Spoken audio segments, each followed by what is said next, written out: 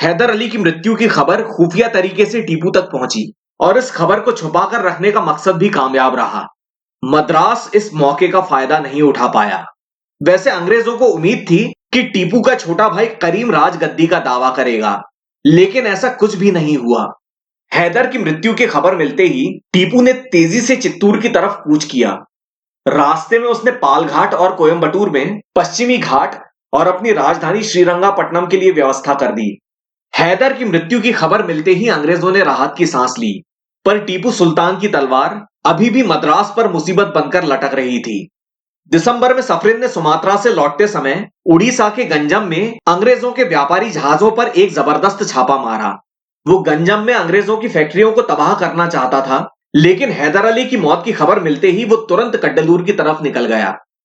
22 दिसंबर सन 1782 को टीपू मैसूर का सर्वे सर्वा बन गया और फिर वो कार्नाटिक में अपनी मुख्य सेना की तरफ चल पड़ा।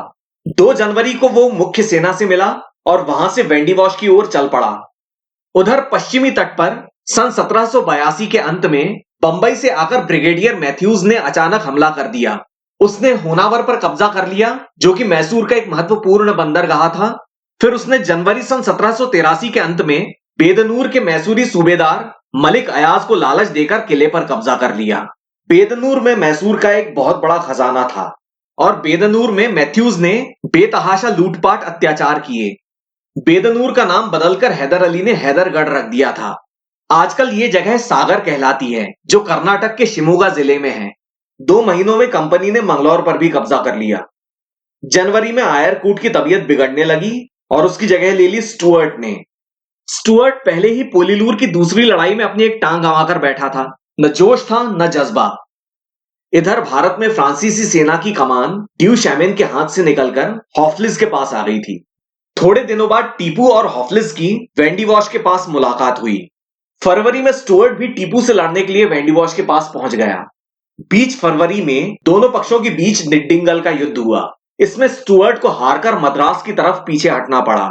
उसने वेंडिवॉश, जिंजी और करंगुली के किले खाली कर दिए और पलार नदी तक का इलाका टीपू के कब्जे में आ गया। अब तक मंगलौर भी कंपनी के अधिकार में आ चुका था। हालांकि हैदर अली के बाद अब जैसे कि युद्ध करने वालों का सारा हौसला ही ठंडा पड़ गया था। सभी को युद्ध अनिर्णायक और सारहीन होता दिखाई दे रहा था। वैसे भी खुद हैदर अली ने अपनी मृत्यु से पहले शांति वार्ता शुरू कर ही दी थी, लेकिन मंगलौर और बेदनूर पर लहराते कंपनी के झंडे टीपू के लिए बर्दाश्त के बाहर की बात थी। टीपू ने कार्नाटिक में सैयद साहब को एक बड़ी सेना के साथ छोड़ दिया ताकि वो डीबूसी के साथ मिलकर मद्रास को बढ़ने से रोके रखे, और फिर वो खुद बिजली की तेजी से पश्चिमी तट के अंग्रेजी मोर्चों पर टूट पड़ा। ये टीपू की एक बहुत बड़ी खासियत थी जिससे सभी घबराते थे। हॉफलिज ने केवल एक छोटी सी फ्रांसीसी पलटन कोसाइनी की कमान में टीपू के साथ बेदनूर भेजी। मार्च के अंत में टीपू ने बेदनूर को घेर लिया और 1 महीने के अंदर अप्रैल के अंत तक बेदनूर पर टीपू का कब्जा हो गया। मैथ्यूज पकड़ा गया और आगे टीपू की कैद में मारा गया। बेदनूर के बाद मई में टीपू ने मंगलौर में कैंप बेल को घेर लिया। टीपू के निर्णय से बेखबर हैदर की मृत्यु के भी 4 महीने बाद मार्च सन 1783 में डीबूसी भारत आया। कुछ समय बाद सैयद साहब ने उससे कड्डलूर में मुलाकात की।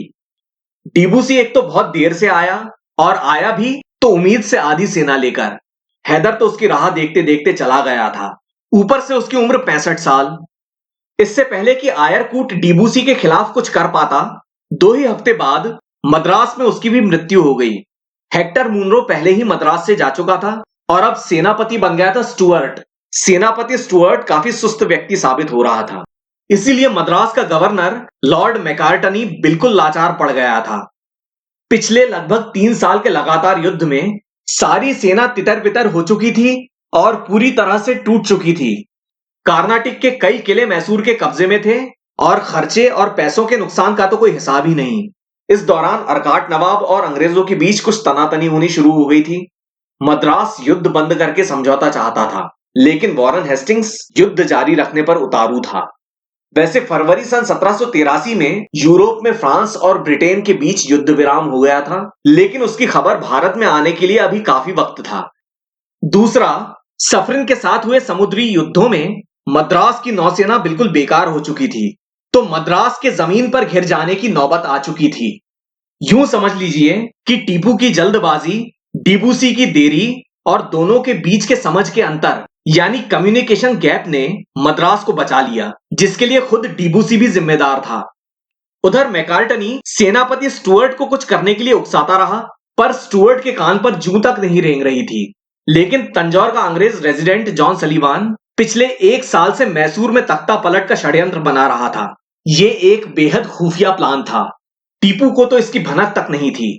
इसमें मैसूर के वड्यार राजवंश की नजरबंद महारानी, गद्दार मंत्री तिरुमल राव और उसके अलावा कई दरबारी भी शामिल थे। सलीवान प्लान के अनुसार गौडार्ड मंगलौर पर हमला करने वाला था। आयरकूट कोलार और बंगलौर पर हमला करके हैदर और टीपू को उलझाए रखने वाला था, और दक्षिण से मैकेंजी हम्बरस्टोन पालघाट पर और कर्नल लैंग दिंडीगल पर हमला करने वाले थे, और दोनों कोयम्बटूर में मिलकर वहां से श्रीरंगापट्टनम पर चढ़ाई करने वाले थे और वहां की नजरबंद महारानी लक्ष्मी अम्मन की मदद से मैसूर राज्य में तख्ता पलट करने वाले थे। लेकिन हैदर के जीते जी इस पर कुछ खास प्रगति नहीं हो पाई थी। पर हैदर अली की मृत्यु के बाद इस सलीवान प्लान का जिन्न फिर से बोतल से बाहर निकल आया। सलीवान प्लान के मुताबिक अप्रैल और मई सन 1783 के दौरान कर्नल लैंग ने करूर और डिंडीगल पर कब्जा कर लिया। इस बीच कर्नल लैंग ने इस्तीफा दे दिया और यह मोर्चा फुलारटन के हाथों में आ गया। कर्नल फुलारटन ने जून में धारापुर पर अधिकार कर लिया। त्रावणकोर के राजा और कालीकट के सामुद्री राजा, जिन्हें आप जामोरिन कहते हैं, उन्हें और कावेरी के दक्षिण के पालीगारों को अंग्रेजों ने अपनी ओर मिला लिया था। मराठों और अंग्रेजों के बीच हुई सालबाई की संधि पर हैदर अली की मृत्यु के बाद नाना फडणवीस ने भी दस्तखत करके मोहर लगा दी थी, और अब दिखावे के लिए ही सही पुणे से एक सेना मैसूर पर हमला करने निकलने वाली थी। सलीवान प्लान से बेखबर टीपू ने भी संधि की संभावनाओं पर गौर करना शुरू कर दिया था। लेकिन इतने में ही इस सलीवान प्लान की षड्यंत्र का टीपू के सामने सनसनीखेज खुलासा हुआ। गुस्से से आग बबूला टीपू ने इस साजिश में शामिल मैसूर के अफसरों को पकड़कर घोर सजाएं दी। इस संग्राम के दौरान टीपू के कुछ विवादास्पद प्रसंग सामने आए, जिनके कारण टीपू पर धर्मांधता का भी इल्जाम लगता है, जैसे अयंगरों पर अत्याचार, कुर्ग के कोडावा लोगों पर अत्याचार, मालाबार के नायरों पर अत्याचार वगैरह। मैसूर राज्य के दक्षिणी हिस्से पर कंपनी का कब्जा टीपू को एक खुली चुनौती थी। उधर मैसूर के अधीन कडप्पा के नवाब की अंग्रेज अफसर एडमंड्स ने तख्ता पलट की नाकाम कोशिश कर डाली थी, और मैसूर के साथ ही कन्नूर के अरक्कल राज्य पर कंपनी का दबाव बना हुआ था। दुश्मनी जारी रखने के लिए इतने बहाने काफी थे। वैसे भी तो पश्चिमी तट का मोर्चा लगभग टीपू के बस में ही था, और अब टीपू की मदद के लिए अत्यंत अनुभवी डीबूसी भी आ चुका था। मद्रास का खस्ता हाल और अपनी खुद की मजबूत होती स्थिति को देखकर टीपू ने संधि का विचार त्याग दिया